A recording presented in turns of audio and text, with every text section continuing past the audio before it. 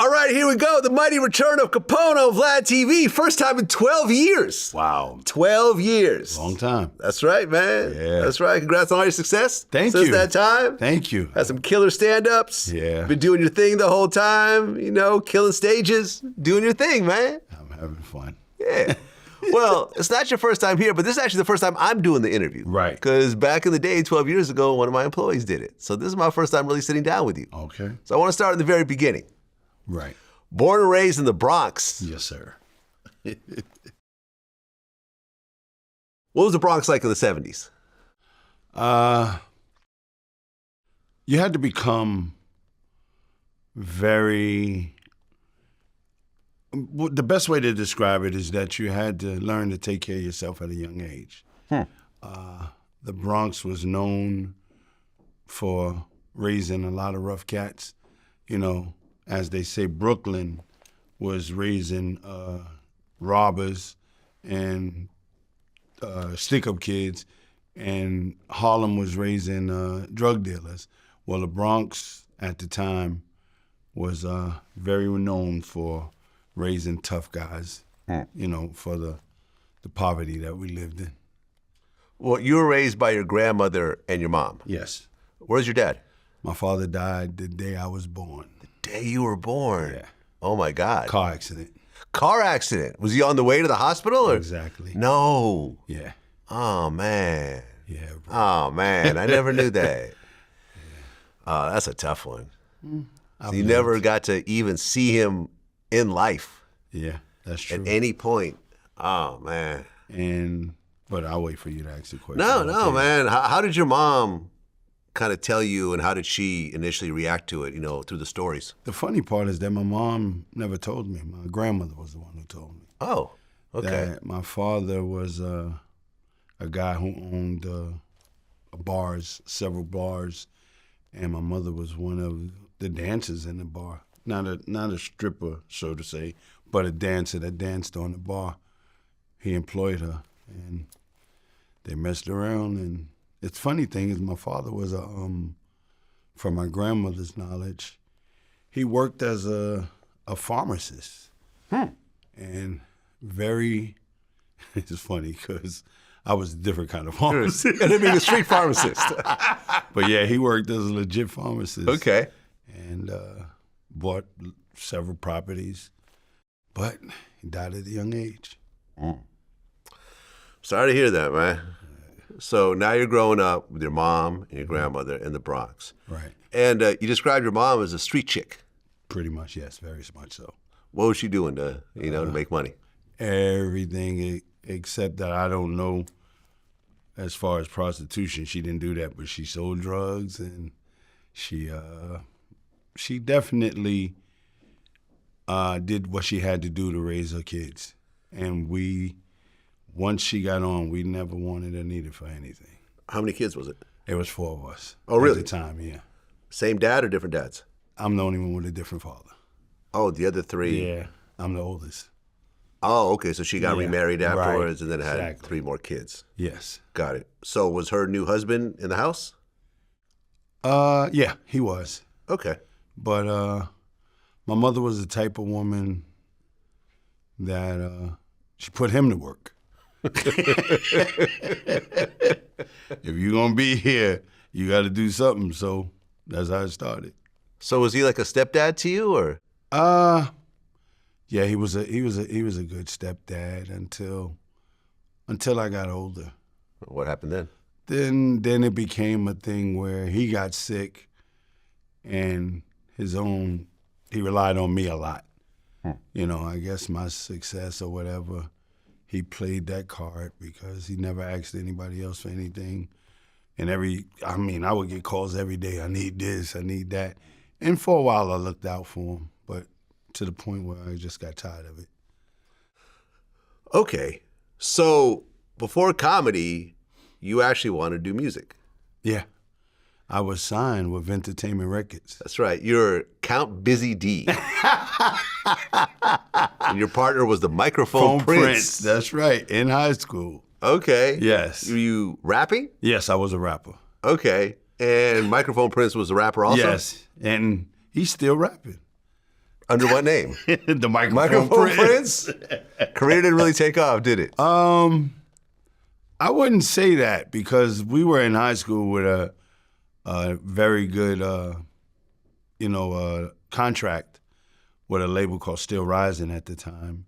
And I don't think that he took off the way that he wanted to, but he definitely still has the lyrics. Very powerful. Okay, because the label you signed to of entertainment, Right. Keith Sweat, Right. was on that label. Yes. Okay. Yes. But that wasn't when I was with him. That was later on. Oh, that was later on? Yeah, I got a okay. solo deal. I got it. So who else was on the label except for you two? In Touch. Oh, okay. Yeah, it was quite a few. A lot of people don't know this, but I don't even think Keith Sweat know this, but the record with him and LL, Yeah, you were supposed Why to be Me on Baby? that. Yeah, that was supposed to be me. Okay, and how'd you get kicked off the record? Well, I mean, LL Cool J, though, is LL Cool J. Yeah. I mean, you got this unknown high school kid, you got, the essentially the marquee artist of Def Jam. But that even my whole career with entertainment, I finished the album and I was put on the shelf. And at the time, I wasn't very knowledgeable of what putting on the shelf was. I was just very excited that I was making an album for a nice major company. And it hit me hard when I didn't come out, and that led me to the streets. Okay, so you gave up on music. Yeah, at the time, I was very angry. And you started selling. Yes. Okay, and this was what year?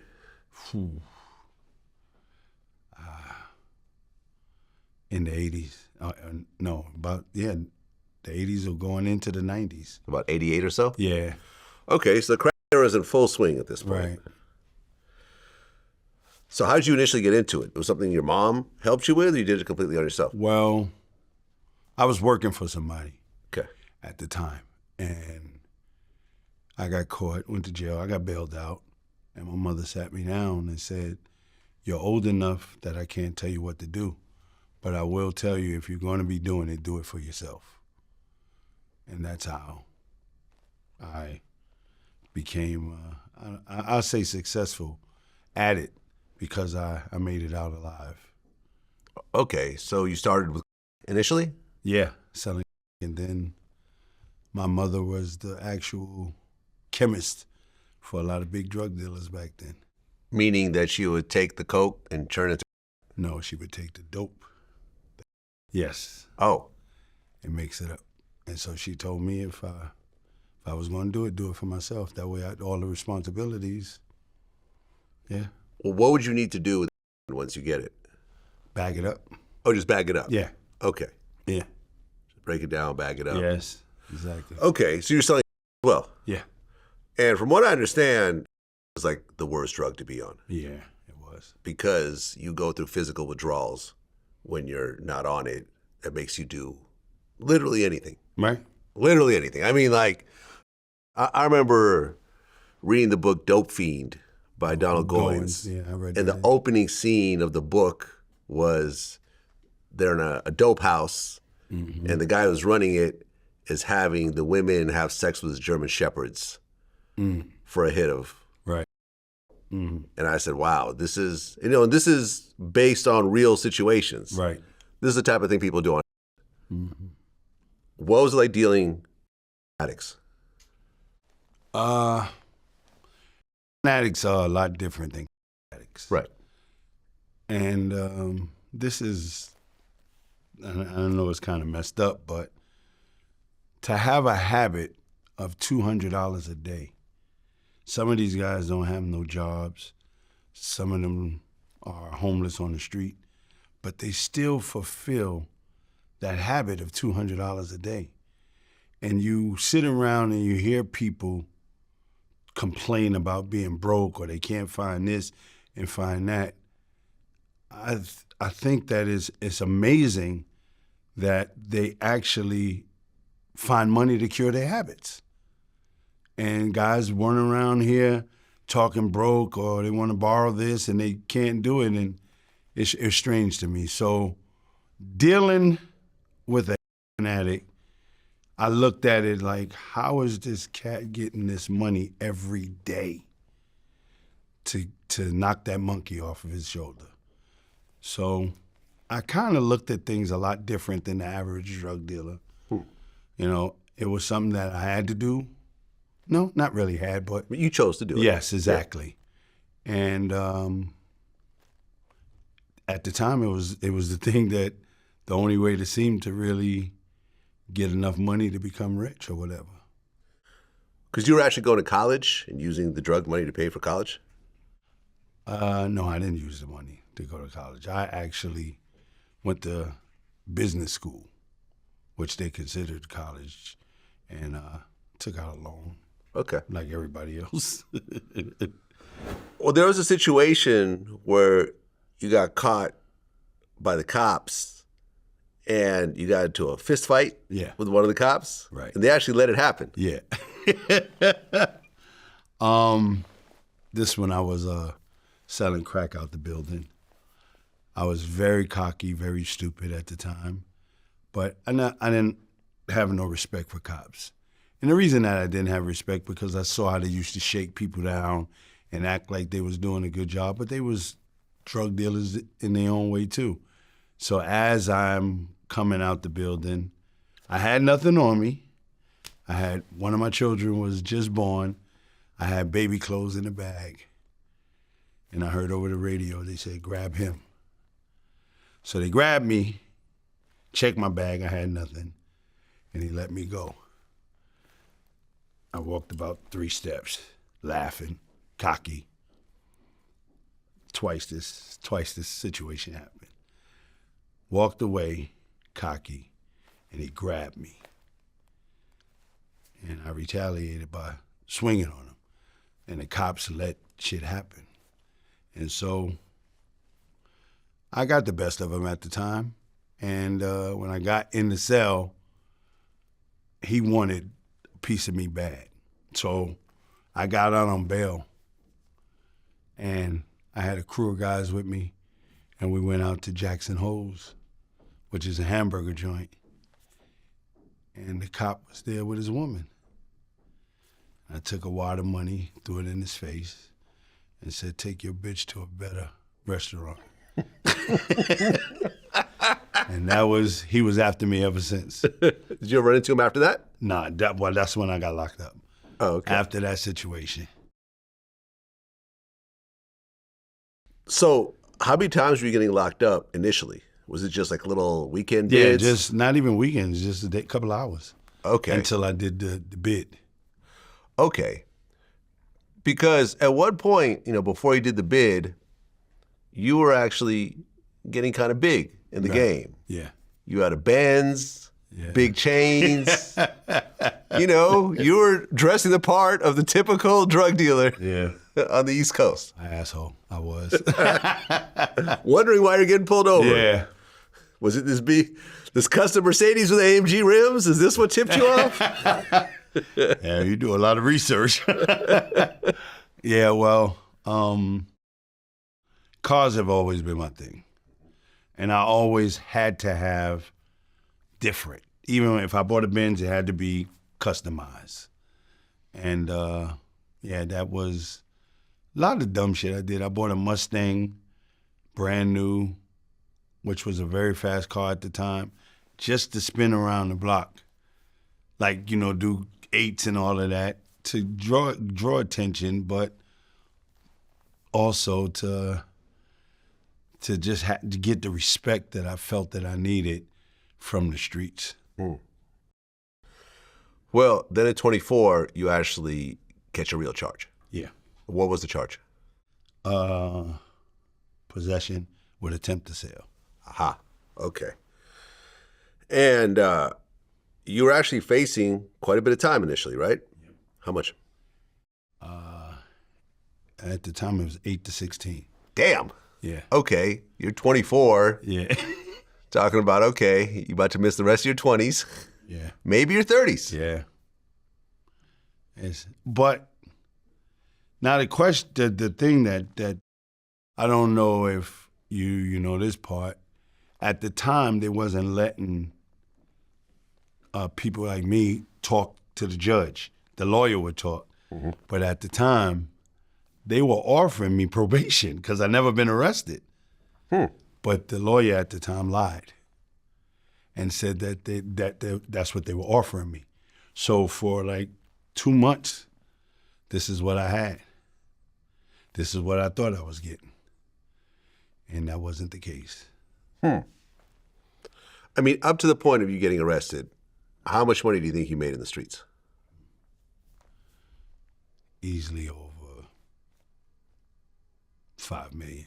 $5 million? Yeah, easily. Who was your plug during that time? The Colombians.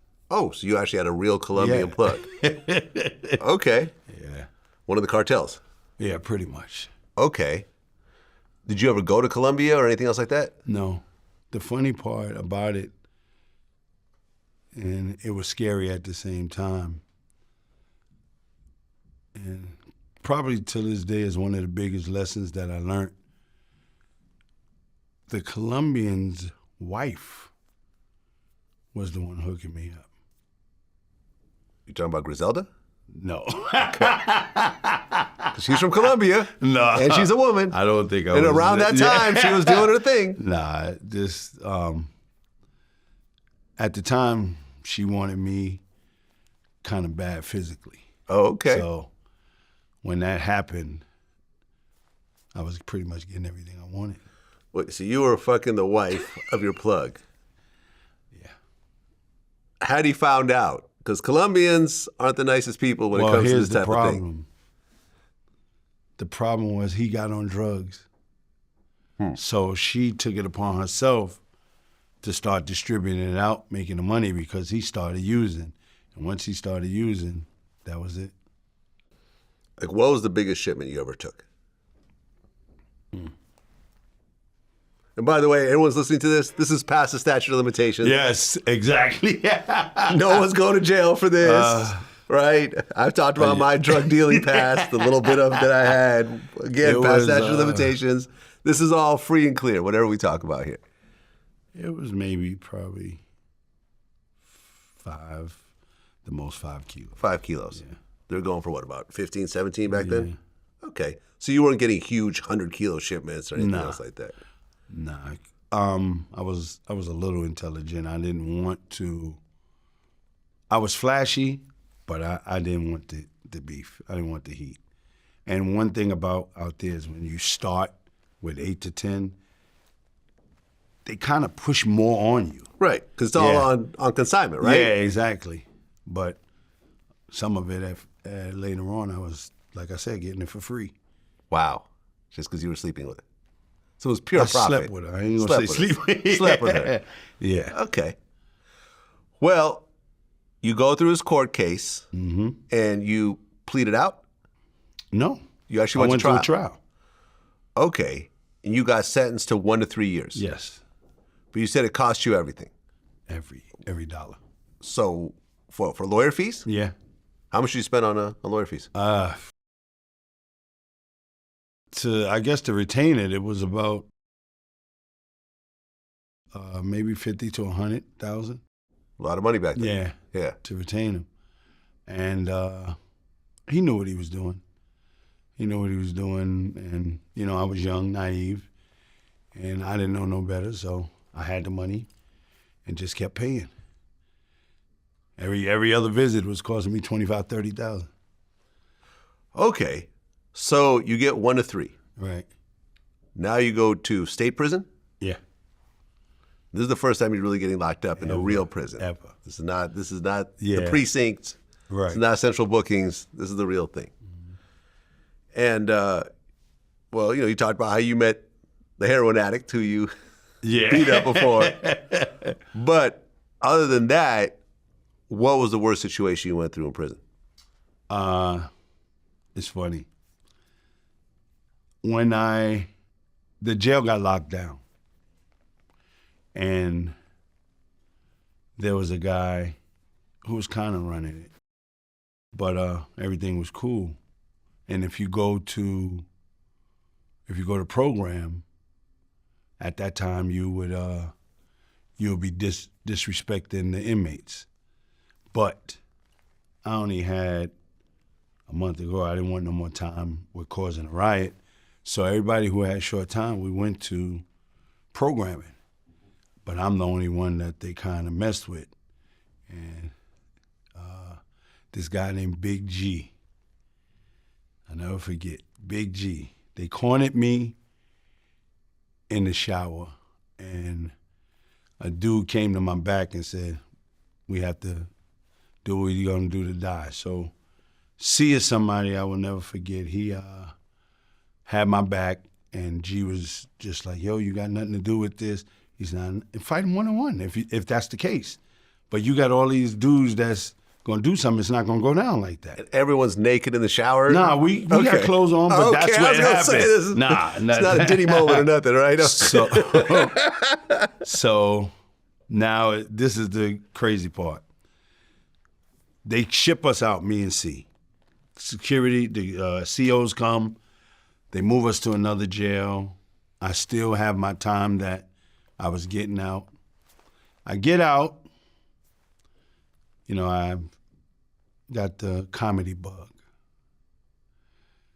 I get picked up by Dame Dash to do a Rockefeller film. I'm out. Well, first, let me just take you back a little bit on how angry I was.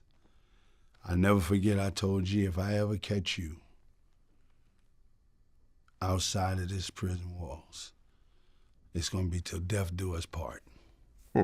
And I'm doing the Rockefeller film, and Noriega comes in, and he's, part of the film.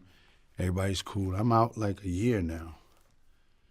So Noriega brings his crew in from Brooklyn.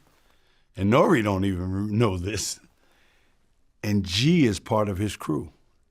Oh. Big G is part of his crew. Walks up, I do my scene. I was playing Damon at this time. And G walks up to me and says, yo, you killed that part. And instantly, my blood started boiling. And I was like, I could throw everything away by trying to do something to this guy, or I gotta let it go. It was hard for me to let go. And I said, yo, you don't remember me, do you? He was like, nah, money, but you killed that part. And I'm thinking very bad thoughts, the street in me. And I just couldn't help it. I told him, I said, yo, I was the one that we was getting the bang up north. He looked at me. He said, Capone. I said, yeah. He said, man, we had to do what we had to do in there. You successful now, I'm free, let's let it go. Almost the same conversation you had with the dope fiend. Yeah. But I felt like I had advantage because this person didn't know who I was. And whatever I was going to do at the time would probably been one of the worst things I would have done. But I'm happy that the senses was talking, because here I am in movies and doing those type of things to where I didn't have to look back. But by the time that the Rockefeller thing came together, you had been doing comedy for about a year? No, I was doing about 2, 3 years. 2, 3 years? Yeah. Okay, so let's just back up a little bit. All right. So you get out of prison. Right. And, well, you had a couple jobs. You were a home attendant for mentally challenged people. I'm sure that was a fun job. Yeah. It actually was until... Oh, was it? I mean, it was cool until one of the mentally challenged tried to hump my leg. It's not like you could hit him either. I mean, it was crazy too, because what do you do when someone does that to you? Yeah, like you can't hit them. And, no, that's what I'm saying. You can't hit them. You got to sort of like, I don't know, push them off. But here's the real crazy part about that. He was a known drug dealer in Brooklyn and got shot and that's what gave him mentally challenged. Okay. But the one thing that he liked to do was dress. So the agency used to always make me take him and go buy clothes. And one day I came there dressed, this nigga just grabbed my leg. Started going crazy. Okay. And then you open a barbershop. Yeah. I knew how to cut hair before I actually went to prison. Okay. Yeah. So you had a barbershop and you'd be snapping on people in the barbershop. Right. And didn't you actually say in the barbershop, I'm going to be on Def Comedy Jam one day? I said it in prison. In prison you said Yeah. this? I said Oh, in okay. prison. And then you actually met a guy, Rob Bradley. Yes. Yes. Right. I And just saw him this weekend. Okay. He booked your first show at Right. Columbia University. Yes, sir. And it was sold out because your whole hood came out to see you fail. I was a very good snapper, snapping on people, so they couldn't wait to either I get booed or whatever it was, but it didn't happen that way. Okay. And you said you experienced a whole lot of hate early on. Oh. Because you were fresh off the streets. And really, like, Yeah. I mean, I remember reading about this, in your notes, and there really is not a lot of comedians that went from drug dealing, Right. actually being gangsters, to doing comedy. Right.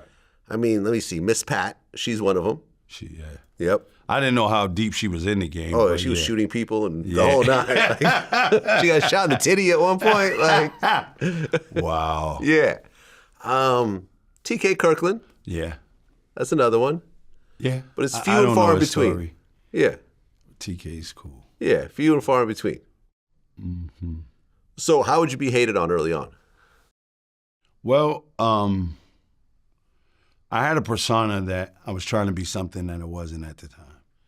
And that's, I wanted to be respected as a comedian and try to put the drug dealer or the gangster thing behind me.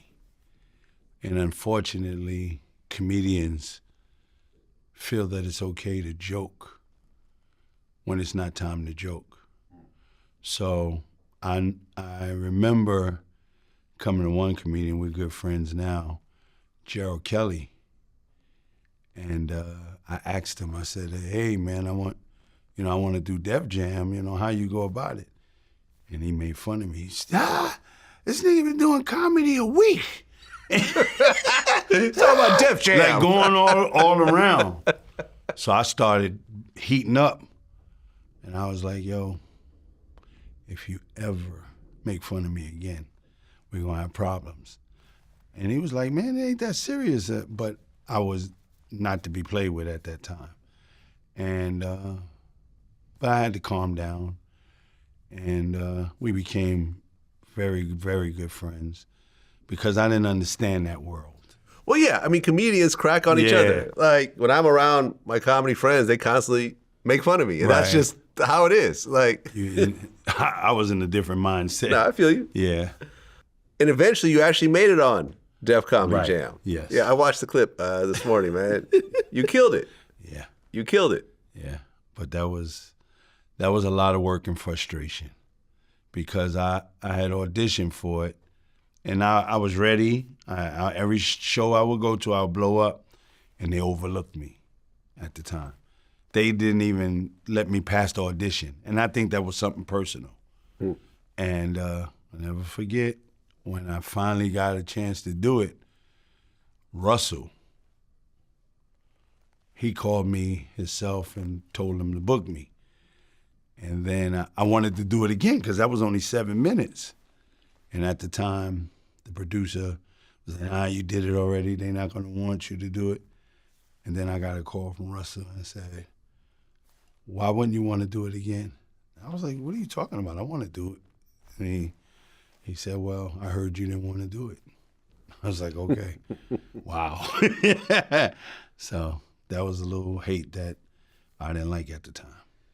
Yeah, shout out to Russell, man. He's actually a friend of mine these days. And mine too. yeah, man, I still talk to him a lot, when he's in Bali, see him when he comes into town. But like, that was the greatest source of comedic talent ever ever. I'm not even going to say television, internet, Right. whatever. Like when you look at the amount of incredible comedic talent that came out of Def Comedy Jam, there really is not even a number 2. Yeah. Like number 2 is so far behind that you can't even put him in the same that's category. Dave Chappelle, like the whole Kings of Comedy, like everyone. You know, Martin Lawrence hosting it was epic. Yeah. It was just a perfect storm of incredible talent. Talent, you know, Chris Tucker, like people who went on to become megastars, all came through that door. I would say more talent came out of Def Comedy Jam than like SNL. Of course. Yeah. Yeah, because SNL put a cap on your talent. Right. Yeah. Yeah. Def Comedy Jam, Once do Eddie whatever. Murphy broke, they said, we ain't going to have another one of these. Oh, yeah. Exactly. Well, there was a situation where Paul Mooney dissed you and refused to shake your hand. I took it personal, but from when I learned later, it's kind of like a hypocrite story because he didn't shake my hand. I got a little offended, and then I was told that, you know, that's Paul. He don't shake hands. But as soon as he saw me at Caroline's, within like the next day or so, he shook my hand and he grabbed my hand and he was like, that is brilliant comedy. You are brilliant. So I'm like thrown off. Like, this is the same dude who wouldn't shake my hand yesterday. Exactly. So as I got to understand him and talk to him, you know, he was germophobic, but he was getting older and some things he remembered and some things he didn't. But I can say he always praised me when he seen me. He always gave me a compliment. Well, you were the crowd warmer for Steve Harvey when he hosted the Apollo. Right. I've gone to some of these shows. He was a strong host. Huh? Yeah? Yeah, he was a strong host. But I guess some problems occurred between the two of you. I guess he wasn't a strong host as a crowd warmer. Now, that's a sad story. And I'll say this because till this day, I look up to Steve. And I look up to him for a different reason. The part of being able to put the clothes on the way he put it, I've always been a dresser. And to watch him dress, but my style was different. Mm-hmm.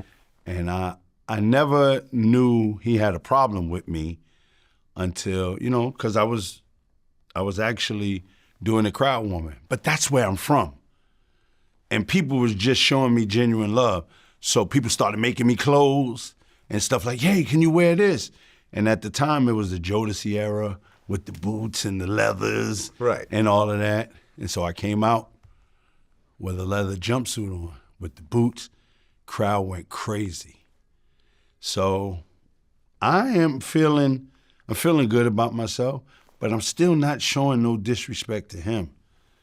And soon he cut my time short.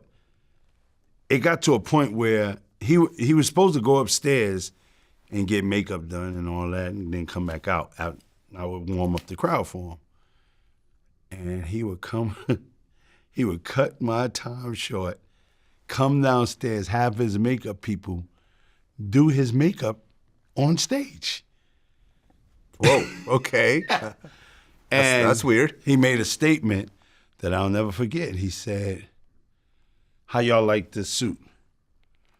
And everybody's clapping, going crazy. He said, this is what a real man dressed like, not that leather shit. And that hit me so hard, and I felt so disappointed. And so we was on tour. The Apollo went on tour, and I was the host for the tour. So we went to Texas one time, and Steve said, yeah, give him his money. He can go home. I'm a host this whole thing. And Apollo took a man named Joe Gray, took up from me. He said, no, Capone he's contracted to do this. So he's going to do it. Now, you could do the first half, say your things, and Capone is going to tour the rest. He said, nah, but I'm quite sure if y'all give him his money and he'll go. So he said, no. He's contracted to do it and he's going to do it. And ever since then, I felt slighted by him. And then when they brought the Apollo back to TV, every comedian that you can think of was on that show except me. And one of the producers said, I didn't know you and Steve had problems. That was enough for me. Well, didn't Steve actually address that whole situation in an interview? He didn't mention your name, but yeah, what he said was, he actually said the story about me being a crowd warmer, and he wanted the love from the people, so he cut my time short. Boy, you know a lot, man. That's what I do. Yeah. But till this day, I've never wished him any bad luck, never wished anything upon him. You know, to me, I'm a comedian that's in my lane. I don't try to be in other people's lane, and I do what I do when I hit the stage. Now, there was a situation with Whoopi Goldberg, right? Right. You said that she changed your life. Yeah. Explain. Whoopi Goldberg was the new host of the Apollo, but she also had a contract with The View, that's the name of the show. And Whoopi Goldberg, Monique, I was still the crowd warmer, but with Monique, it was more hands-on, that I was training her for it. So they would send us on tour to do different places, and I would host, and you know, she would come out as the star she is. And Whoopi Goldberg stepped up to the producer, which was Susan Dupass at the time, who became my manager, said, listen, this guy is training everybody. Why you just don't give him the job? And that's how I became the host of Showtime at the Apollo. How did that feel? It felt great because I was always behind the scenes. Yeah.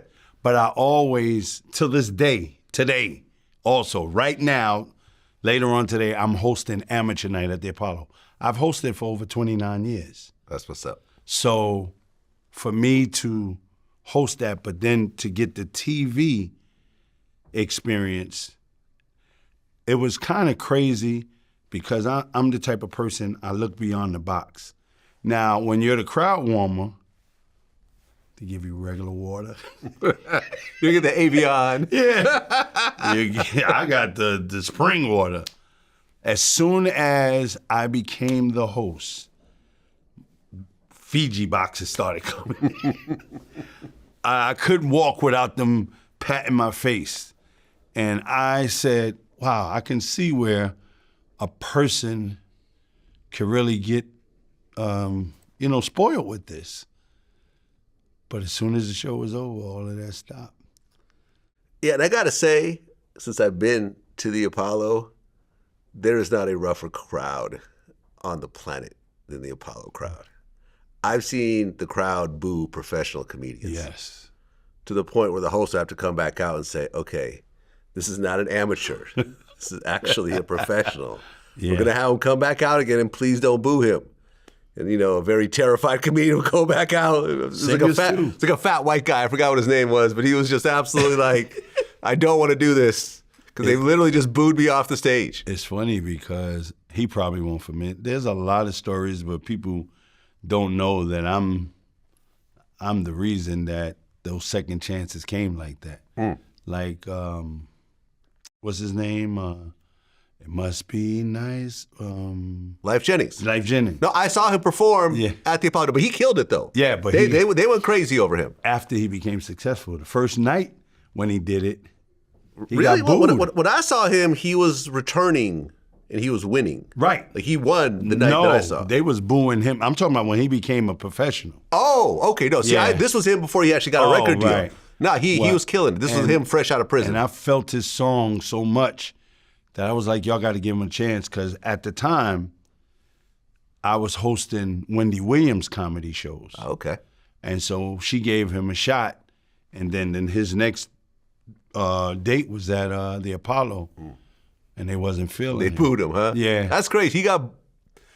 He won as an amateur and gets booed after he gets signed. But once, you tell them to listen, they listen, and they was feeling him, and he's dope, been successful ever since. No, he's very dope. I've interviewed him before.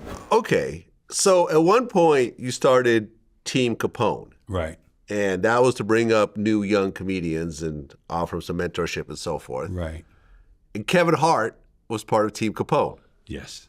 How old was he at the time? He wasn't part of Team Capone, but he was part of my entourage back then. Okay. Right. Got it. Uh-huh. How old was Kevin at the time? I would say Kevin was 20, 21 and 22.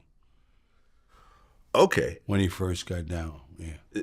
Did you see the talent early on, or did it take a while for him to really develop it? I saw the work ethics. That's Kevin. I don't think no other comedian in this world worked as hard as him. He came to places where he didn't know he was getting on stage and still would come there. I had a place called BBQs that I hosted. Kevin went there and they destroyed him, booed him, something terrible. But he didn't give up. Okay. He's like, I want to come back.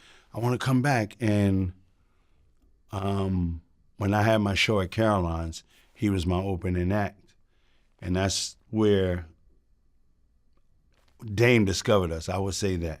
Right. Well, because, I mean, was it before then that you actually took Kevin on his first tour? Yeah.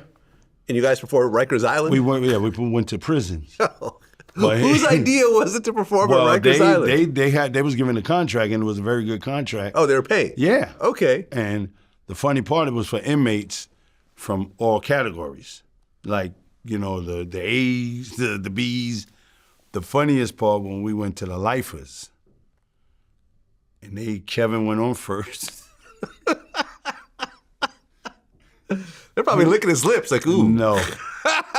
We could take him right now. Kevin, it was almost to a point where Kevin was like almost about to cry. He said, what y'all want to hear? Like,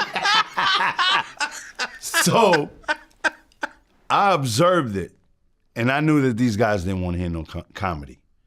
So it was my turn to go up. And I said, listen, I don't know why y'all upset. He said, we upset because we get to laugh for a little bit, then we got to go back into this place, and ain't nothing funny in there. So we're not going to laugh.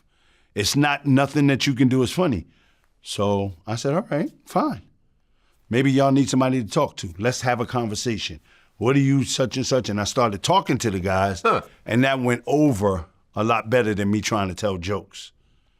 And so it was an experience. But that day, even when the show was over, Kev was like, just get me out of here.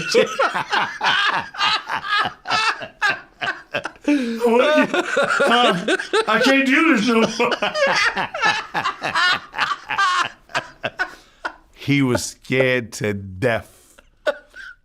Yeah, that was the first tour we did. Then we just started doing shows, and I never forget, we were, after the movie, he was practicing for SNL. And he was trying to bring up characters. And at the time, he didn't get it. He moved to L.A. And I wasn't familiar with L.A. So I called him up. And he got me a couple of shows and told people I was coming to town. And I got a lot of love. But that was it. When Cat Williams went on his rant, right, and he called Kevin Hart industry plant and said he didn't really put in any work. He moved to LA and started getting movies right away. What do you say to that as someone who actually saw the grind the whole time? Well, I wouldn't say that that's true because I watched Kev hustle. Yeah. I watched this man come from Philly to New York every day to get on stage. So whatever the situation was in LA, I couldn't see that, and I couldn't agree to that. I have a lot of respect for Cat, but we did have our little falling out. Over what? I was out there doing the comedy club, and he pulled me out, and he asked me to shoot my special.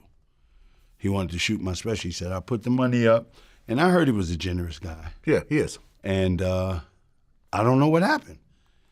It's just something happened, and next thing you know, he told me to get the producers ready. I got everybody ready, and then nothing ever happened. And at the time, I was mad. I'll agree, I was very upset.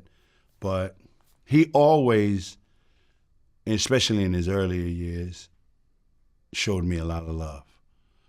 You know, when he gave an interview, he said, like, you know, one of the realest cats in the business is Capone, and I always respect him for that. Well, like you mentioned, Dame Dash saw you at Caroline's. Right. And then offered you to be in Death of a Dynasty and Paper Soldiers. Right. Those two movies. Right. Which were, you know, Dame's first foray into the movie game. You were supposed to play Beanie Siegel's character in Paper Soldiers. Yeah. Yeah. I wouldn't say Paper Soldiers is the greatest film of all time. Right. Just to be honest. You know, I watched it maybe a couple of years ago again, and it's like, okay, this is someone who's kind of learning filmmaking still, and you got actors who are still learning how to act. You know, Beanie is kind of figuring it out. Right. Kevin is still figuring it out. And how did you feel those situations, you know, like those roles really affected you? When he first introduced me and then took it away, I was upset. I didn't know how powerful the next role that I did get would be. But he explained to me, you just get more time, because, you know, I was a lot bigger and I was a brute. And so that was Beanie's character, to beat people up on the scene. Right. And that's what I was prepared for. So I practiced, read, and did everything that I was supposed to do to become that character. And then he changed it right before we started filming. And he coached me on the new character that I was. I was the leader of the people that was robbing people. And it was, you know, it taught me a lesson to whatever position you get, just do your best at it. And don't put yourself in a position to try to be something that you might not be. Well, in Death of a Dynasty, you played Dame Dash. Right. Rob Stapleton played Jay-Z. Right. And what happened in the film actually happened in real life with everyone breaking up. And you said that you kind of witnessed other Rockefeller artists really not be really able to talk to Jay-Z and communicate with him and stuff like that.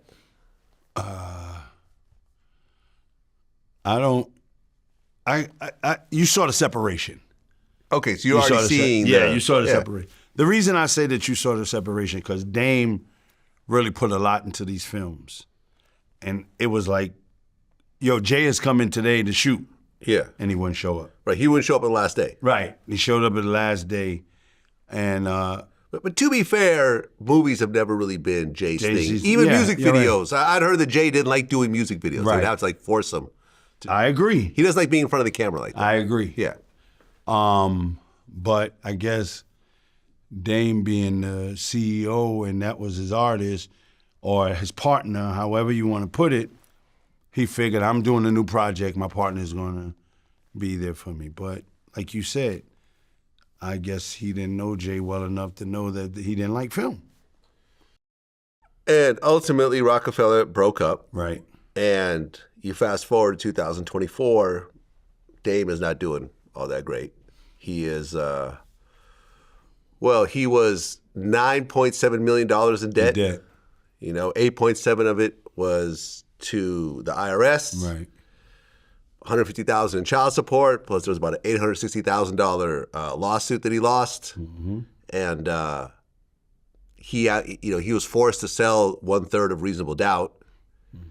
And he was offering people Rockefeller chains if they bid $10 million. And he claimed that Drake was going to buy it and he was interested. But ultimately, the auction that just happened, he made a video about this, basically said nobody showed up. Right. Ended up selling for $1 million. Mm-hmm. That $1 million was taken by the IRS. Right. So now he owes $8.7 million instead of $9.7 million, right. Which is an amount that he probably won't be able to pay off in his lifetime. I wouldn't say that. That's a lot of money after taxes. Right. That's a lot of money. I'm not saying this lightly. Right. Me and Dame don't get along, but whatever.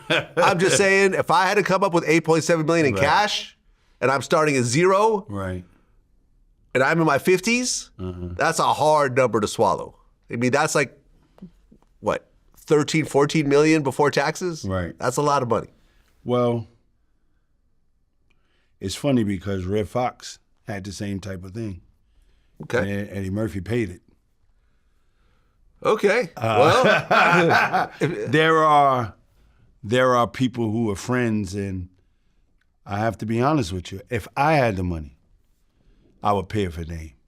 One thing about me is I never forget who gave me a chance at something and making progress in life. Now, if I had to talk to Dame, which every now and then we might speak or whatever, he'll say what's up. If I had to talk to him and give him some advice, my advice would be stop talking about the past and start making headways to the future. You are very talented. You got a very good eye and a good ear for talent, but wasting your time. And I always wanted to say this to him because I'm a real dude and I'm always going to be a friend and feel like I'm indebted to him to say what I say, and let your work speak for you. Do a movie, do whatever. You got the connections to where most of us will still rock with you. yeah, man, look, me and Dave had a falling out about 10 years ago, and Esquino was on my show recently, and I remember he called me. He was like, hey, what, can you and Dave work it out? I said, yeah, get us on the phone together. I says, whatever, man. It was some telephone, internet back and forth. It's whatever. Like, I'm down to do business with him because we've done interviews before. Right. I've interviewed him, and he's interviewed me on his platform. Let's get on the phone. We could work it out. Call me back a few days later. No, he's still mad at you. I said, all right. Listen, if I was $10 million in debt and someone was coming to me with some business, I would hear him out. Right. But I think Dame's ego, is so big that I think that's hurt him over the years. You know what I'm saying? Because he legitimately contributed a lot. Yeah, He's the one who signed Kanye. He brought diplomats. He was rocking for Jay-Z when nobody believed in him, right? I remember. A lot of the success of Rockefeller is due to Dame. But at one point, you got to realize that you can't keep riding off your past success. Right, exactly. The past success is cool, and it'll get you in the door, Right. but it's up to what you do now. Yes. And you can't keep thinking you're who you were before, because it just doesn't work. So, I agree. I totally look, agree. I wish him well, man. When I saw his teeth fall out in the video, I felt sad for him. I just felt sorry for him. I was like, I'm close to the same age. I got all my teeth. I'm just saying. So I hope at one point he just humbles himself and is able to work with people that he feels he has some sort of, beef that can't be fixed, because most times, man, we're all just business people. Yeah. That's it. I agree.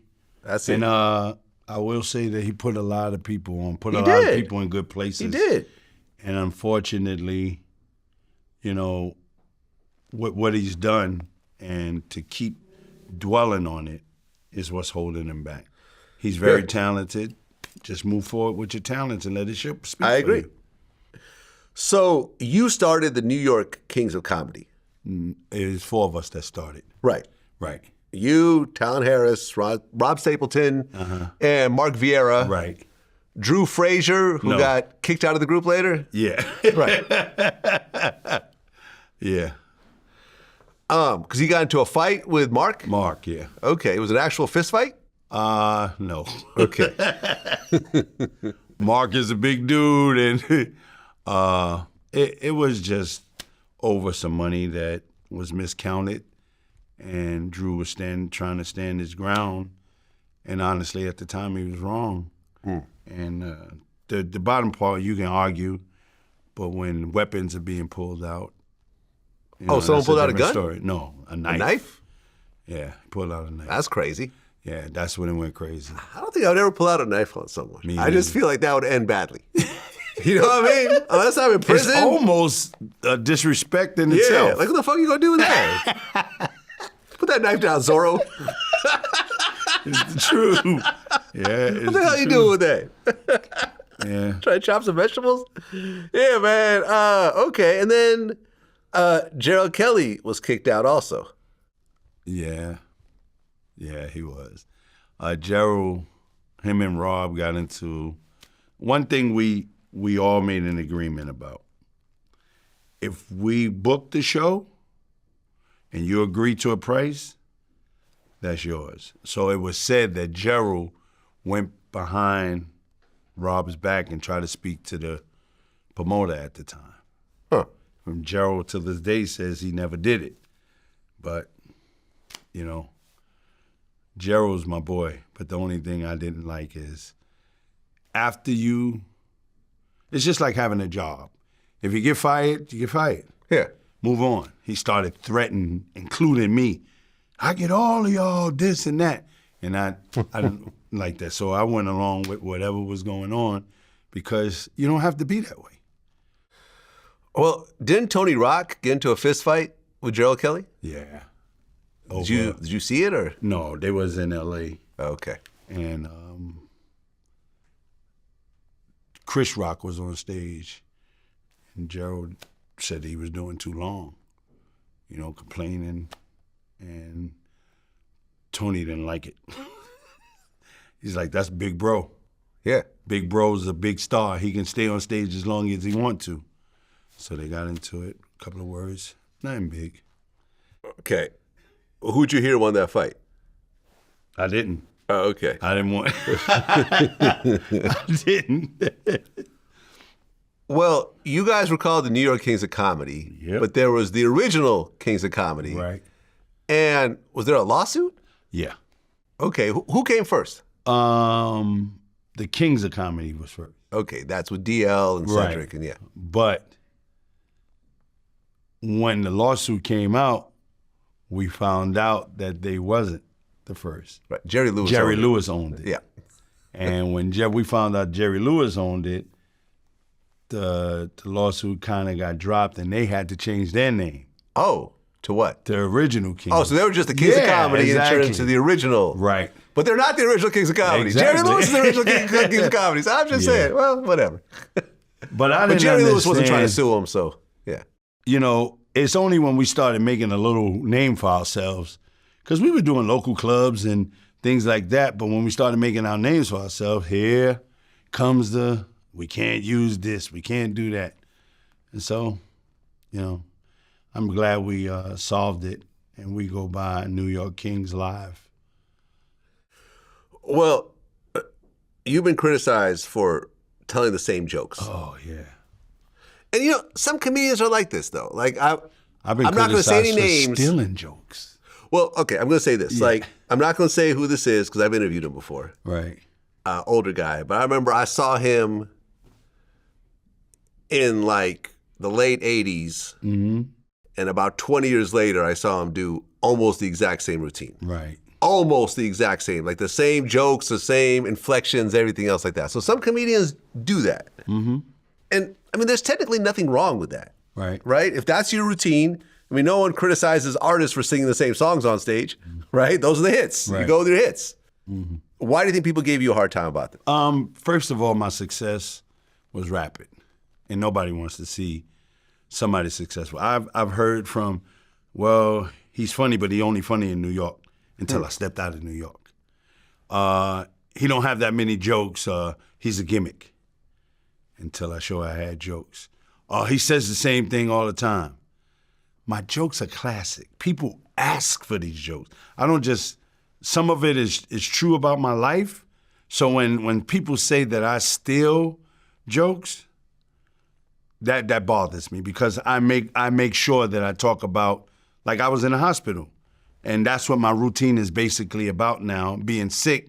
From a healthy big dude to being sick, you lose weight, and now everybody got something negative to say about you. So it just made my skin thick. And having thick skin, I don't care what people say. Well, like, for example, D.L. Hughley was on a few months ago. Right. And he said that every comedian steals jokes to a certain degree. He said at one point he was stealing Robin Harris's jokes, and Tommy Davidson confronted him about it. Right. And he had to just take it because it was true. I mean, he was mad, but it was true.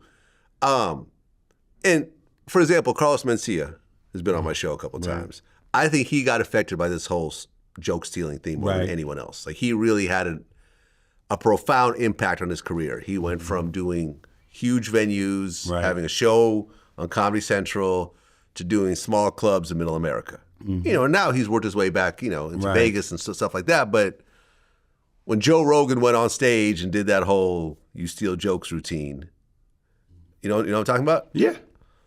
Number one, do you think that Carlos was actually stealing jokes? Yeah. Yeah. They would show the difference. Okay. Where I have a problem with that is I want somebody to show me where I stole a joke. We all have the same premises. There's a guy that I looked up real quick, and I'm not holding no punches. I'll say his name, which was Earthquake. Okay. I looked up to him. I think that he's a brilliant joke, but we had a show in Jersey, and we were under the same,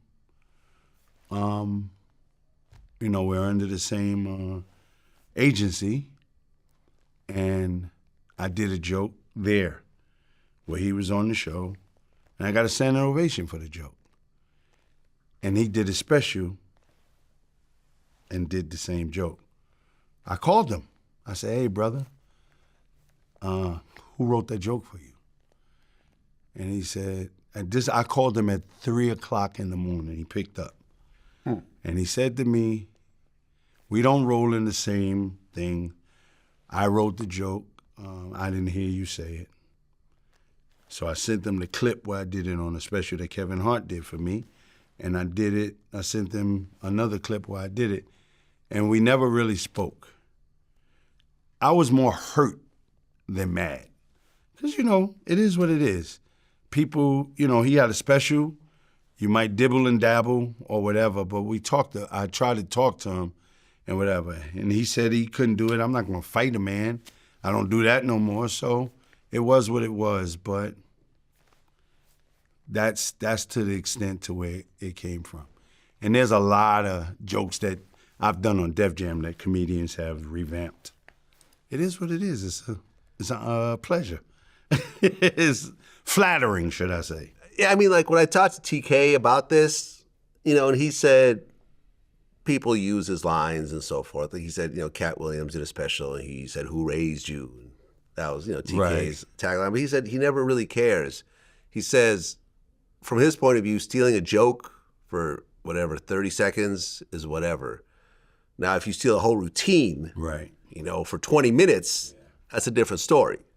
But a joke, as you go into 10 other jokes, who cares? Yeah, and he feels like people are kind of petty a lot of times by making a big deal out of it. Yeah, that's because sometimes it really is.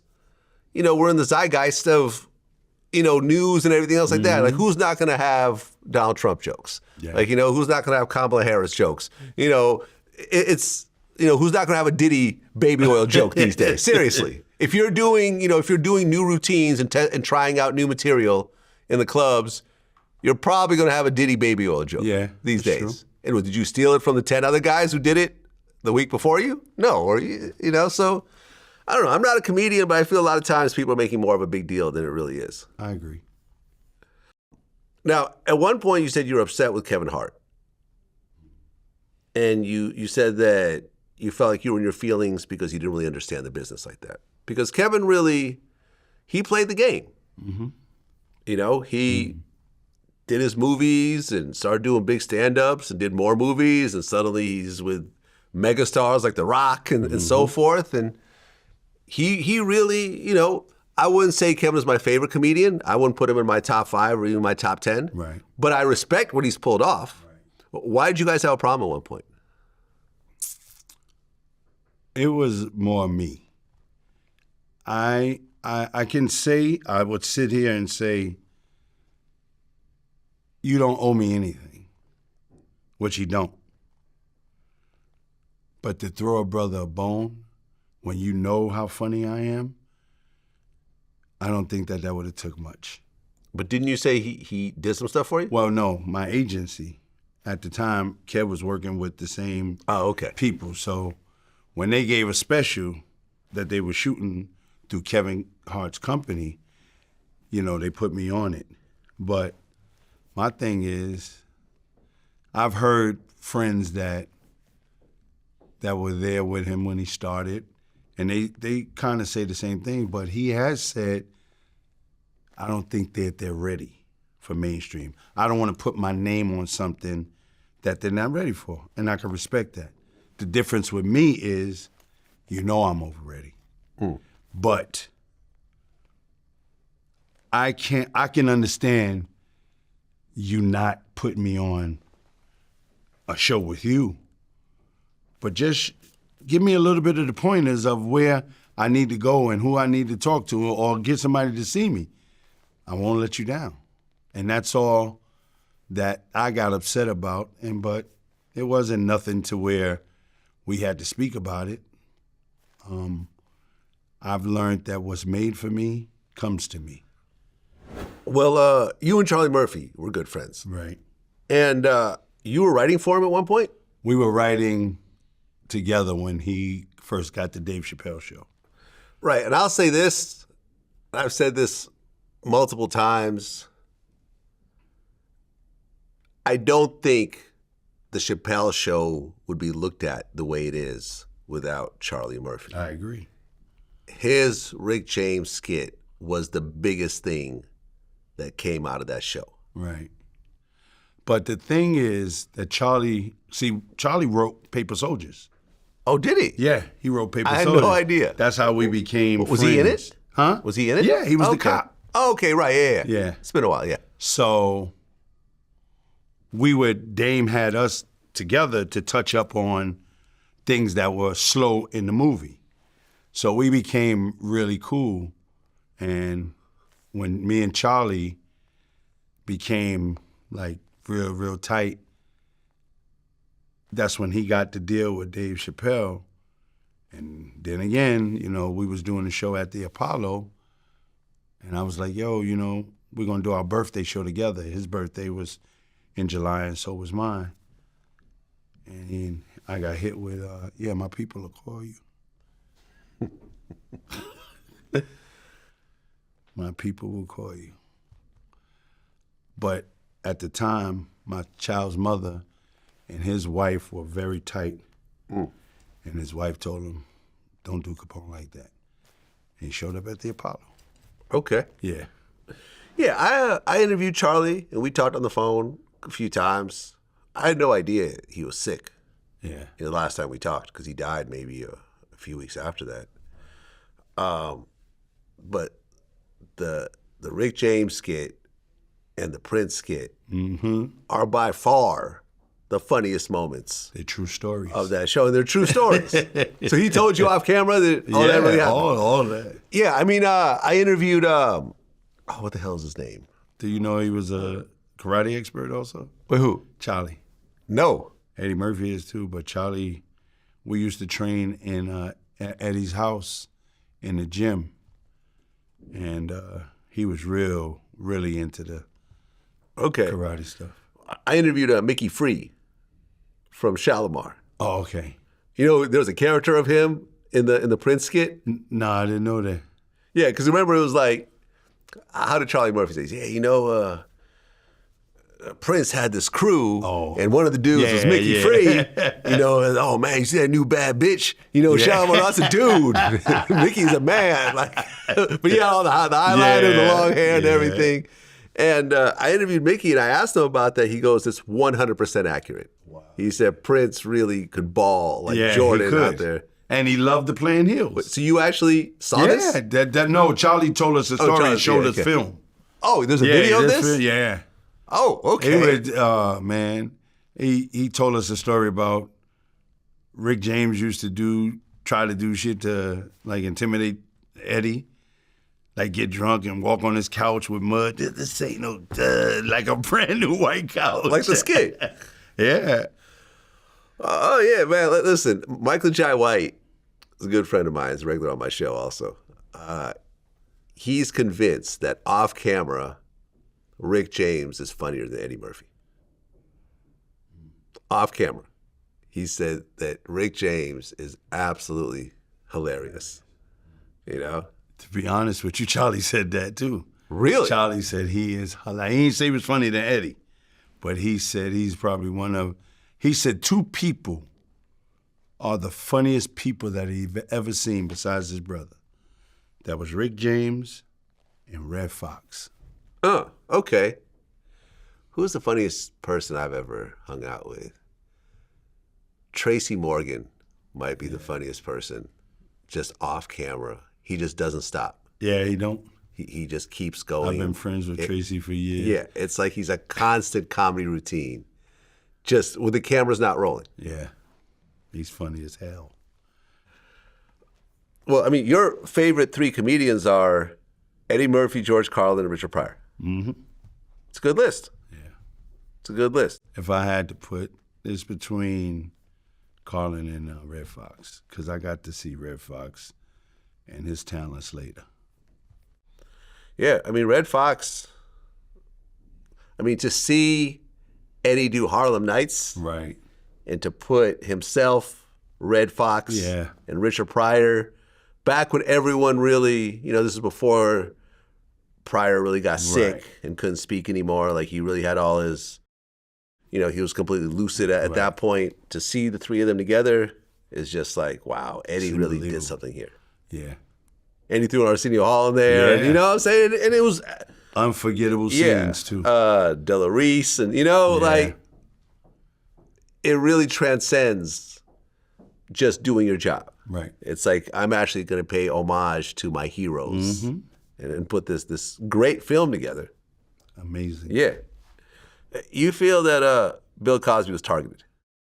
That he was what? Targeted. Of course. Explain. First of all, I don't think they known that he had all the money that he had to purchase number 4, Channel 4. And NBC. NBC.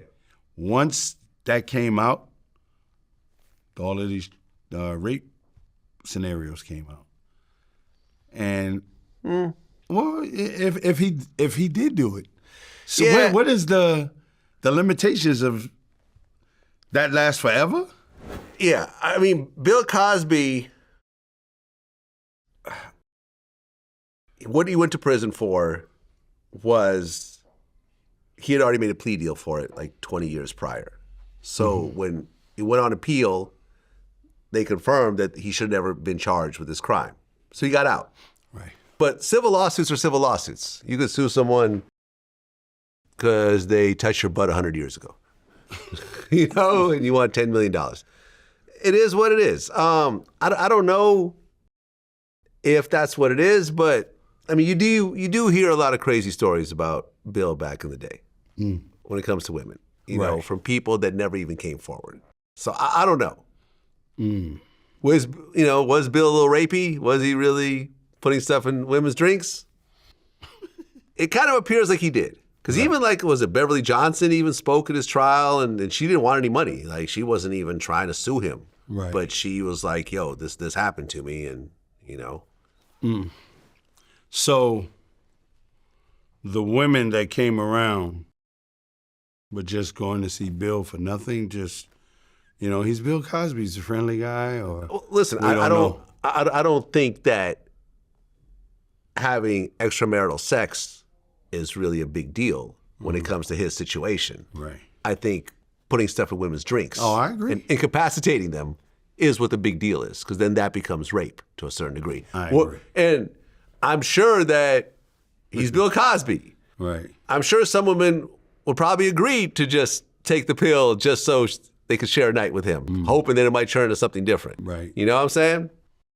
They could be willing participants in this, but I think Bill probably had a fetish for this kind of thing, which ultimately came up years later. That's the impression I get. Did he admit it, though?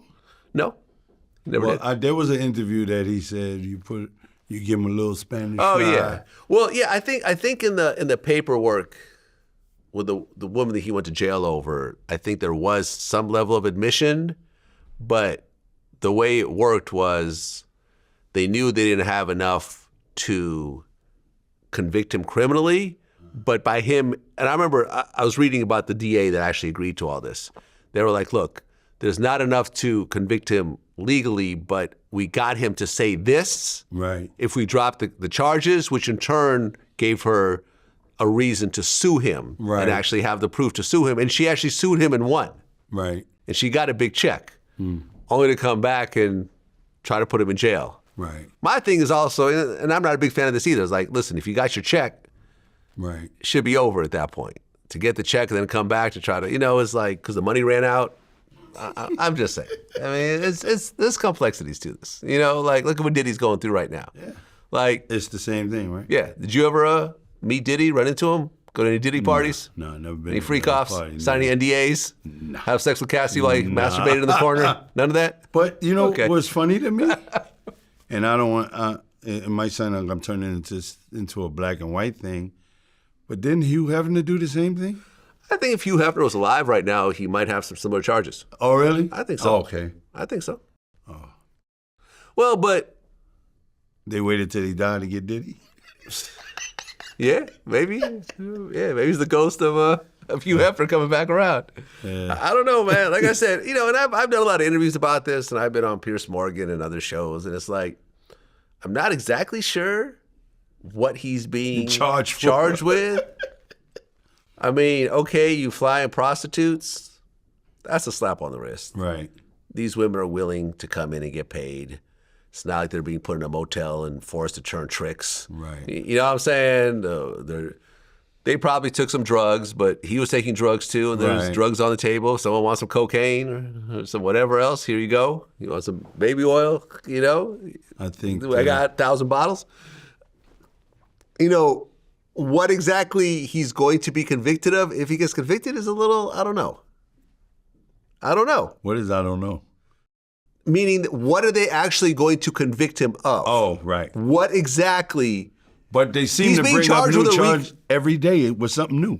No, there's new lawsuits. Oh. The charges have remained the same. It's like kidnapping. Did he bring kids? No, the kids aren't part of the lawsuit either. There's some civil lawsuits of a girl in the studio who was like 17. Oh, I got raped that day. Here's a picture of me at the studio. Man, so many people go in and out of the studio. It's amazing how many people come out. Yeah. Men claiming that they got face fucked by Diddy at the back of a Macy's. That's a real lawsuit. No, it's a real lawsuit. Really? Yeah, this guy said that Diddy face fucked him. He had 3 bodyguards with him, so he was too scared to bite his dick off, I guess. I don't know. You would think that would be the move, that though. Would be an ass whooping I would have had to take. Yeah? Yeah, I would have had to take that. Well, listen, man. If you were in that situation, who was it? I think me and Ari Spears were joking about this. Like, if you were like bite his dick off, the bodyguards would probably back up. You can spit the dick in their face, like be like, who wants some? I would say, man, they don't pay me enough for this shit. Crazy. I quit, Diddy. Yeah. You're gonna have to find someone else to take you to the hospital and sew your dick back on. Yeah, that's true. Yeah. You and DMX were friends. Very close. Cool. And you did skits on Rough Riders album. Yeah. I was actually supposed to interview DMX. We paid him $14,500. Wow. And we were supposed to schedule it. He had to leave town. And we were trying to reschedule it. And that's deep. His manager would disappear, and I'd have to call Swizz Beats. And Swizz would get his manager to call me back. And he's like, no, we're going to do it. And then DMX dies of an overdose. Right. And I've interviewed DMX before, like at the radio stations and stuff like that. I mean, he was special. He was like a star, like a real, like he would be drawn to the camera. He would entertain with no one else around. Yeah. Oh, any crazy stories with DMX? The craziest part was meeting him. Oh, okay. I was doing a club in the Bronx called Bronx BBQs. And his wife used to come there quite often. She loved my comedy. And she told me one day, my husband really thinks that you're funny. And I said, who's your husband? Just normal conversation. She'd be like, DMX. And I was the biggest DMX fan. Like, every day before I met him, I would be getting dressed for a show, playing it. What's on y'all niggas' mind? You know, that was my joint. It was like a motivational thing, and he was a motivational person.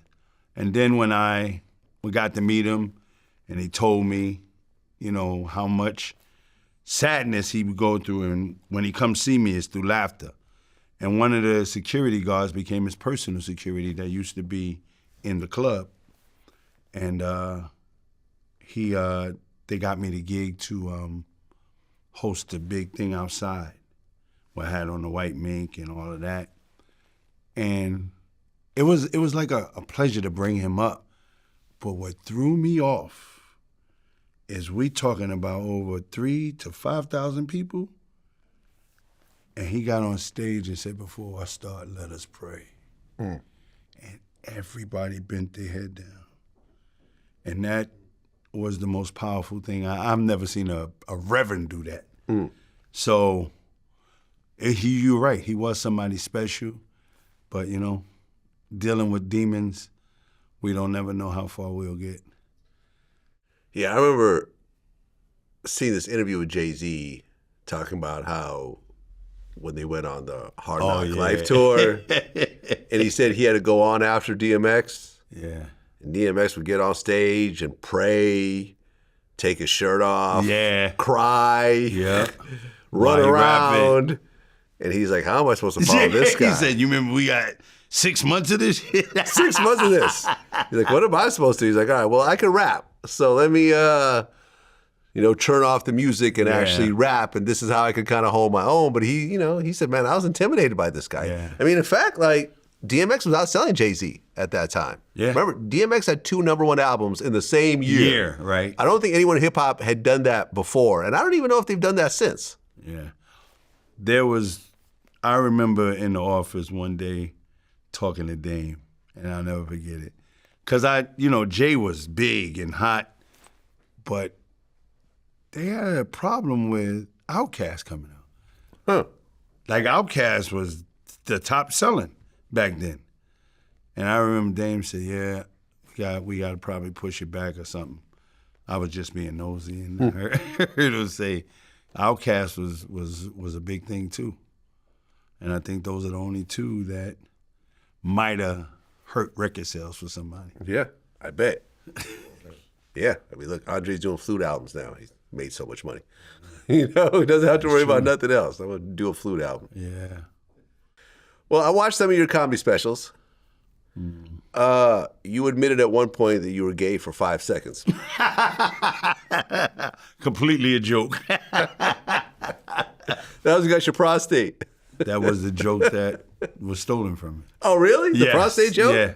By Earthquake? Yeah, see? Oh. Yeah. Okay. Earthquake did it on his special. Now, I remember you said in that joke, he said, in this moment, I truly felt sorry to all the women who I said these words to that the doctor said to me at that moment. Just relax. Just relax. I'm going to put a little bit in.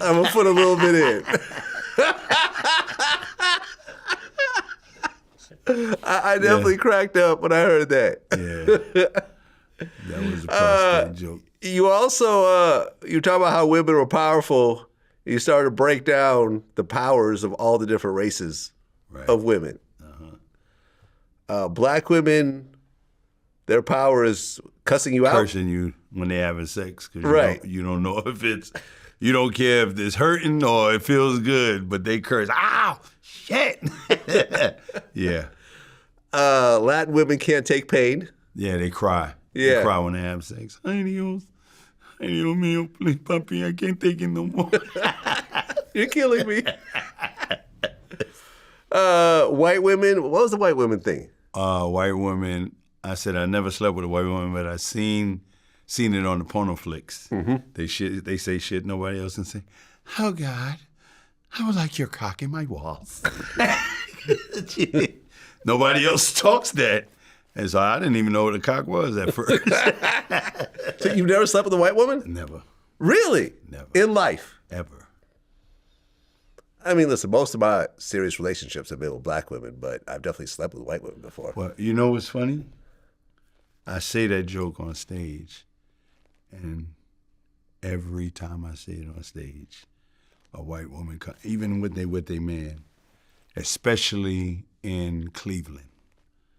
And I think that's the biggest interracial relationships ever is in Cleveland Really? or Cleveland? Ohio. Okay. Ohio. Okay. You barely see a black man with a black woman. Black woman.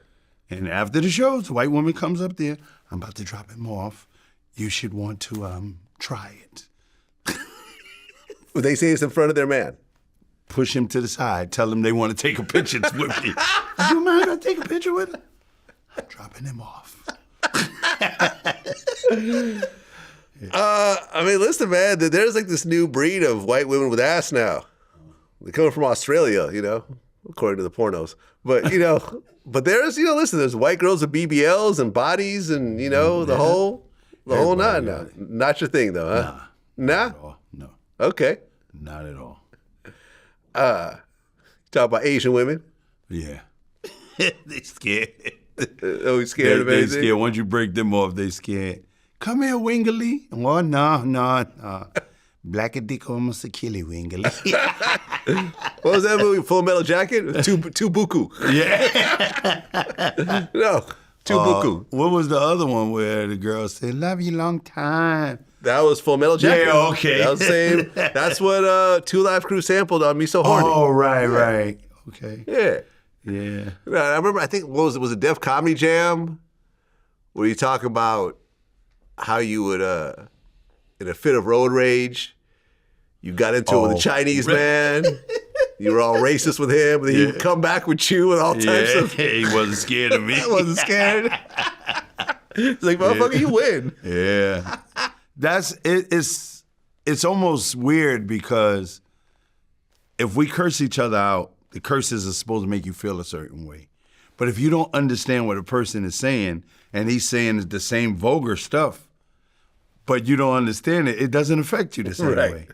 It's weird. No, but you really nailed the accents. Oh yeah. Like you know, the whole Spanish thing of like, you know, Puerto Ricans always have a reason to throw a party. Yeah. Like, Carlos got shot. They didn't want us to throw a party. Let's throw a party. Carlos got shot. Yeah. That's okay. He no problem. He would have went through everybody. Like, I'm going to call the police. Hey, I'm the super. Yeah. Unlock the doors. No one come in here. You got to be careful. I tried to be careful and not offend anybody when I write, and especially, you know, you call Spanish people super now. They seem to get a little offensive. Oh, really? That's considered racist now? Yeah. But, you know, it's true. When I was growing up, they were supers.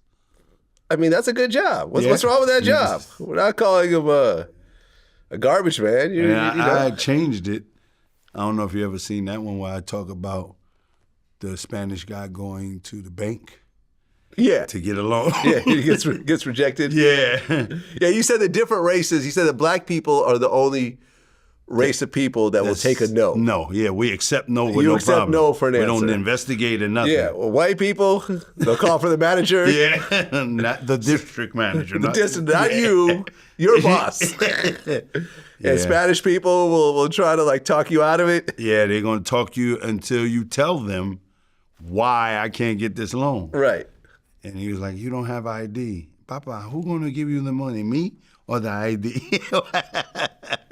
Well, Ari Spears, he caused a little bit of controversy when he did an interview with me a few months ago, where he says that because of his brand of comedy, he doesn't tour in the South. You know, he's like, I play chess, not Hungry Hippos. And he said that his New York style of comedy, he feels doesn't connect with a Southern audience. He's not saying he doesn't love Southern people or Southern food or whatever else, but a lot of people just got pissed off about this. And he's like, I just don't, you know, I've done shows down there, but these days I just turn them down because I feel like my comedy reacts more in other regions. Right. Can you relate to that or not really? No, I can't. So you go everywhere, you don't care? Basically because I was told that it wouldn't be funny in other places. Oh. You know, everybody, well, he's in New York, he from New York. Yeah, he won't make it out of town. Then when I went to LA, I did my thing. Everywhere I went, I did my thing. The thing that, nothing bad to say, I met Aries twice, and it was in front of Caroline's. And me, I said what's up to him. He didn't say nothing back. Really? Yeah, he didn't say anything back, and Just left it alone. The next time I met him, he said, man, good show. And it was just weird to me. Like, I always loved his comedy. I loved his impressions. I loved everything about him. And he represents, where he's from real good. Yeah. But that threw me off. Yeah, you always, no matter what field you go into, the people in that field will beef with each other. And everyone from the outside doesn't understand it. Because you're like, you're comedians. Everyone's happy and funny and cracking jokes. What's the problem? I remember Dion Cole, when I had him on recently, he was saying how there was a situation in St. Louis where one of the comedians literally took his whole routine and performed it on stage. And he had a crew of dudes with him. And he confronted the guy backstage, was like, yo, man, I'll smack the shit out you. Like, yo, you took my whole routine. The guy was like, no, you can't deny you took my whole routine. And then he said, during the argument, someone pulled out a gun. And everyone ran. He come to find out afterwards, the guy who pulled out a gun was actually part of his crew. Oh. He didn't know it. But he said, I never went back to St. Louis after that. These motherfuckers is crazy. He get off stage and I catch him in the back. We all go in the back. And I'm like, man, why would you do my material? And he was like this. I said, don't act like you don't know my shit. I'm like, you know who I am, don't you? He was like this, yeah. I said, and you know what the fuck I do? He was like, yeah. I'm like, so why would you do my joke? I wouldn't do it. I said, say you don't know what the fuck I do again, or you don't know you do. I would slap the shit out of you, like right now, like on some real shit. So you were that angry over it? Dude, I was very angry because, motherfucker, you taking money out of my pocket. Well, and then I get booked down to St. Louis, and I perform in front of these people, and they go, well, we heard this already, and it's you doing the shit? That's how that shit be. So I was like, and I be on some, dude, I be real calm, but I be on my Chicago shit. I be like, I'm gonna slap the shit out of you, like in real life, like right now. And the dude behind him pulled a gun out. Oh. And I was like, oh shit, all these motherfuckers got guns, and I ran.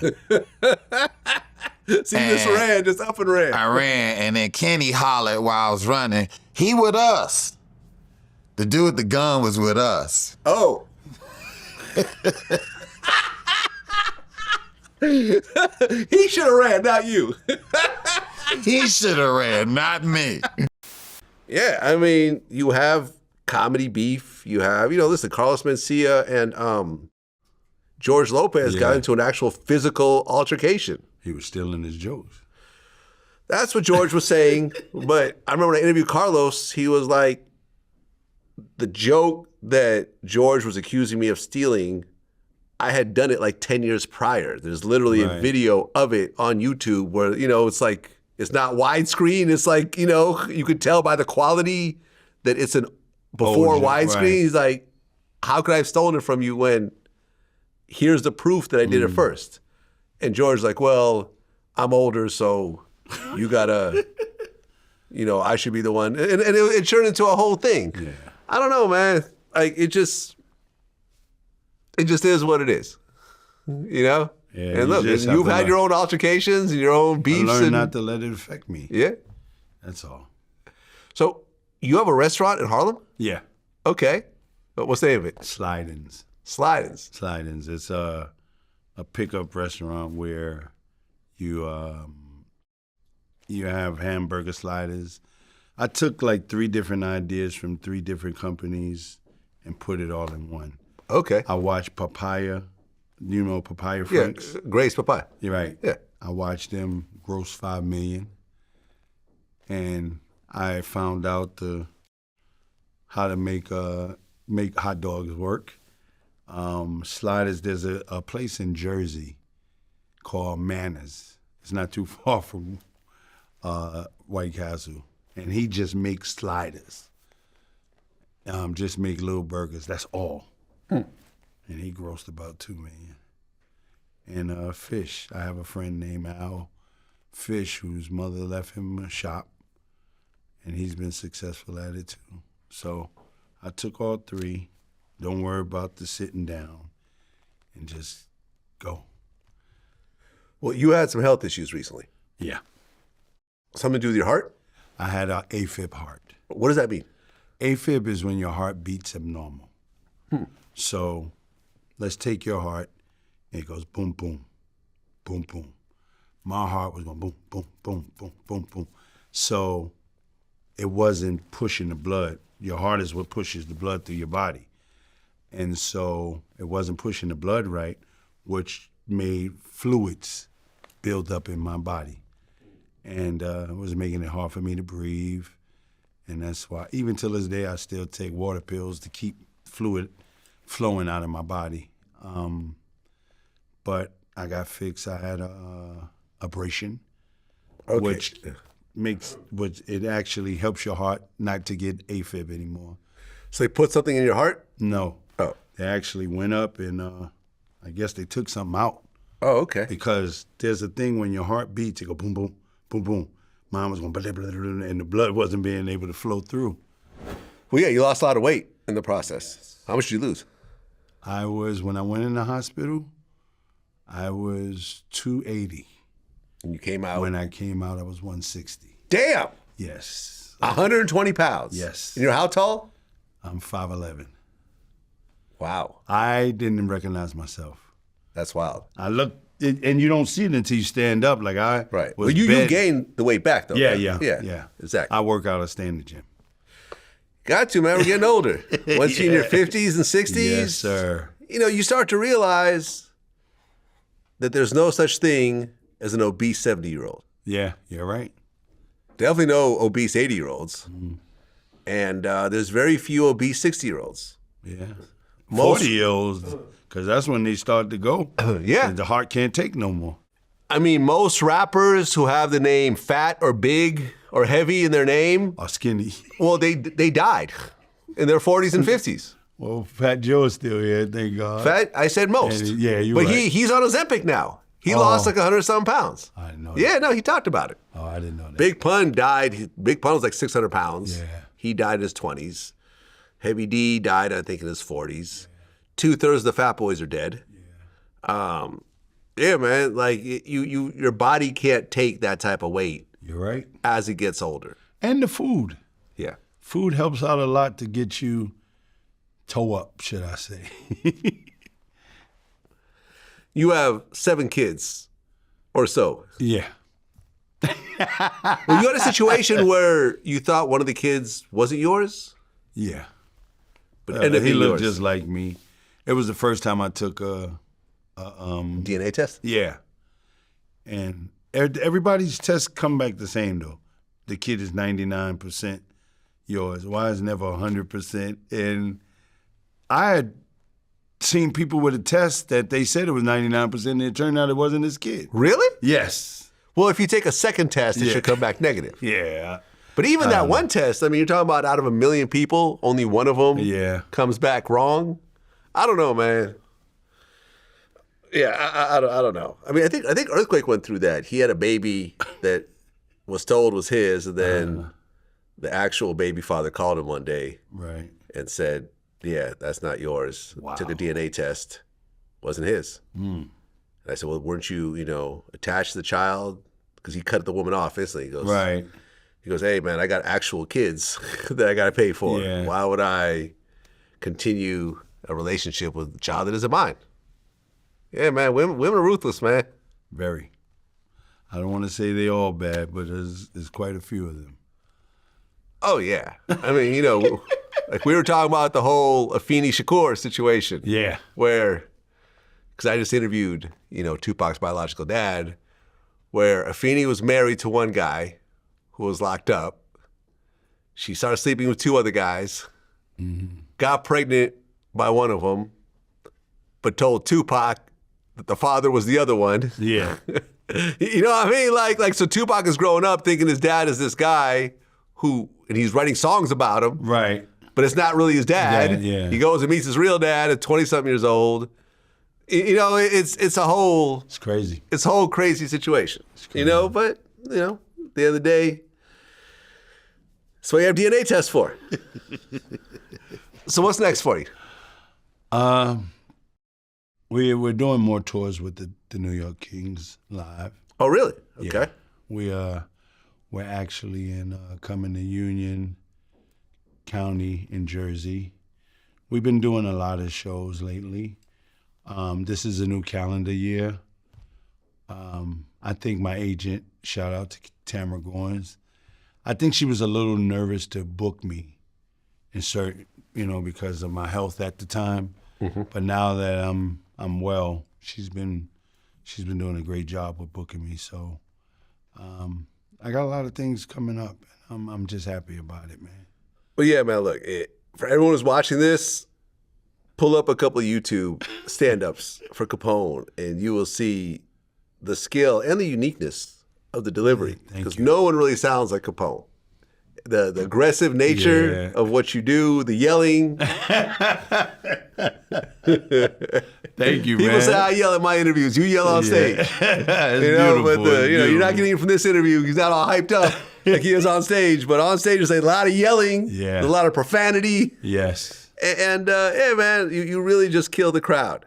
And I love it. You know, I actually warn people that I got a filthy mouth because to me it's nothing but words. And people get offended by words sometimes. Yeah. And if you get offended by my words, I'm just going to abuse you. That's what it is, man. Capone. Glad we finally were able to hook up again after 12 years. Yeah, it's been a while. It's been a while, man. Because you were mentioning it, before, like, I haven't been back here like all these years. I looked it up. I'm like, oh, yeah, you do have a VladTV interview from 12 years ago, but I didn't do the interview myself. Right. That's why I was like, I don't remember. Right. I looked it up. I'm like, nope, it's still on my channel. But this is our first real interview. Yeah, you're right. With me. Yeah. With Vlad of VladTV. So I'm glad we finally got to do it, man. Yes, sir, brother. I've been a big fan for a long time, man. Thank Wish you all I'm the not best. going to lie, I was a little nervous because you be going in with them questions. This is what I do. And I see that you do a lot of research. I do. Yes, sir. I do.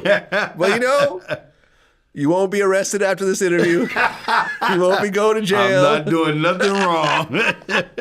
But yeah, man, listen, everyone has their craft that they work on, and there's always a lane that everyone puts together. You have your lane, and you've built it up, and I have my lane. Right. And, when you sit down with me, I'm not just going to wing it.